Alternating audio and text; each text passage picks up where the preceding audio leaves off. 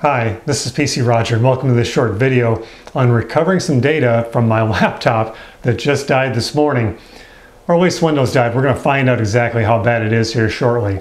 But I wanted to walk you through the steps of what I'm going to do to try to recover the data that's on the laptop. Now fortunately, the last thing I remember seeing on this laptop this morning, shortly after I turned it on, was Mozy is backing up and protecting your files. And that's why I have a site dedicated to online backup. onlinebackupspot.com, because immediately I was able to grab my smartphone, an Android, it doesn't matter if it's an iPhone either, open the Mozy app, and I could see some of my most recent files I'd worked on were there, downloaded one of them to my smartphone and opened it up, and all the data was there. And that's what it's all about. Not a matter of which backup service you pick or how much you spend. Bottom line is, can you get your files back when you need them? Did the program do the job that you paid it to do? Now it seems like most of the questions I get on both YouTube and my support forum are about the Vantec USB hard drive adapter, recovering files off a dead laptop hard drive, all those types of things, primarily because people didn't have a good backup.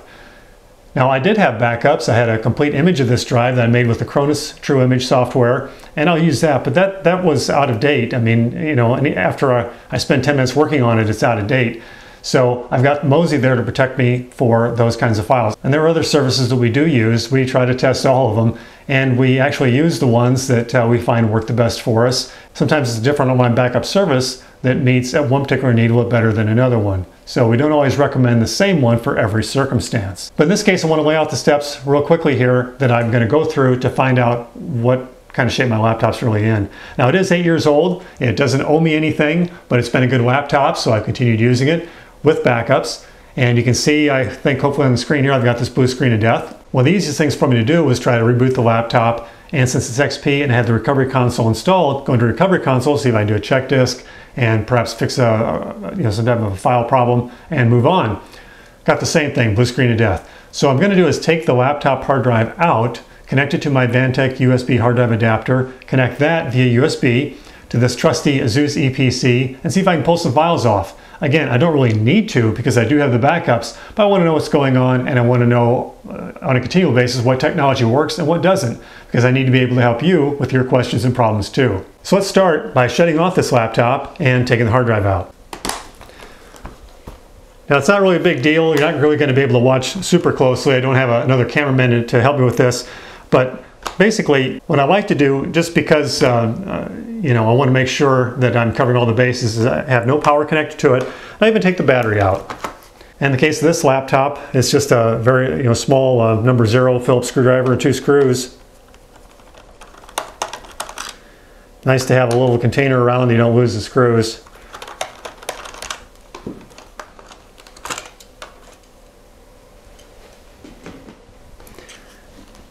In this case, it's IDE. You'll see a lot of pins, and we just grab the little tab there and slide it out, and there it is. And it will plug right onto the Vantec USB hard drive adapter. Now one of the questions I get all the time, and I'm going to do a post as soon as I can, is they say, hey, this Vantec adapter doesn't fit my hard drive. Well, unless you've got a SCSI hard drive, which is only in high-end workstations and servers, it'll fit. You can plug in a laptop hard drive like this one to here, and in which case I don't need any other power connector to the laptop. Or I can use the serial ATA cable if it was a newer hard drive, but it's not, nowhere to plug it in, don't need that. If it was a larger hard drive from a desktop unit IDE, I'd plug it into this side, or in the case of the older style, you're going to just go ahead and plug it in straight with the power from the USB hard drive adapter. But we don't need this. And we really don't need this. All we need is, I won't toss it. All we need is this in the case of this 2.5-inch IDE laptop hard drive. Now in the case of this hard drive and adapter, there is one pin that is not, shall we say, drilled out in the adapter, and you need to line that up on the hard drive because there are some extra pins on the end. They're actually just jumper settings. So you don't want to force anything. We just want to find the right line up there and plug it in. Well, one of the questions I get all the time on both YouTube and on my forum is, hey, they say the Vantec adapter doesn't fit my hard drive. And unless it's a SCSI hard drive, which from a high-end workstation or a server, it'll fit. The 2.5-inch hard drive, 3.5-inch hard drive, serial ATA will work.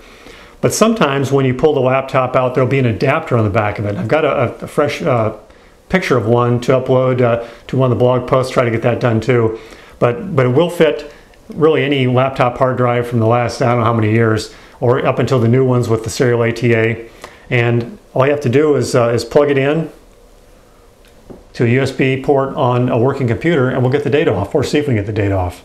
Now, I hate to make too long of a video, so I'm probably not going to switch to a screencast or anything here if we do get the data off. I do have other videos that really show that process.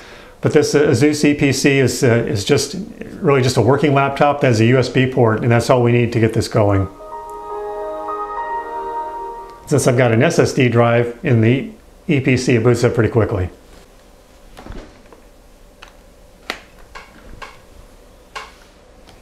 As soon as I plug it into the USB port, we get power through the adapter. I can hear the hard drive spinning up. That's a good sign.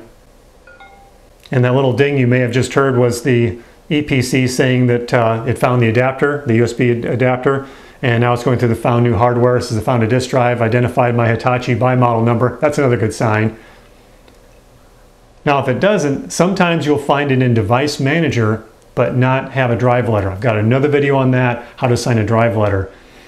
There are also some troubleshooting tips on Vantec's website as far as if you cannot get the drive to show up, and it has to do primarily with whether or not you power up the hard drive first, in the case of where you have a separate power cable plugged in for a different drive than this one, or whether or not you plug in the USB port before you turn the other computer on, or whether or not you wait till afterward. And sometimes I've gotten various different solutions to work at any given time. Normally it just works, but if you do have trouble, Vantec does have some troubleshooting on their site.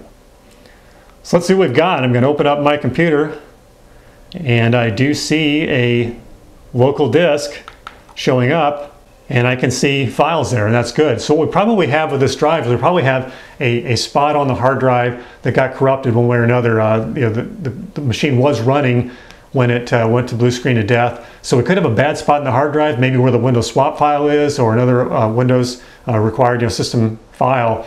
And it's possible by running a check disk, which I can run from this PC hooked up to the Vantec adapter to the hard drive. I might be able to fix it, put it back in the machine, and it might be working.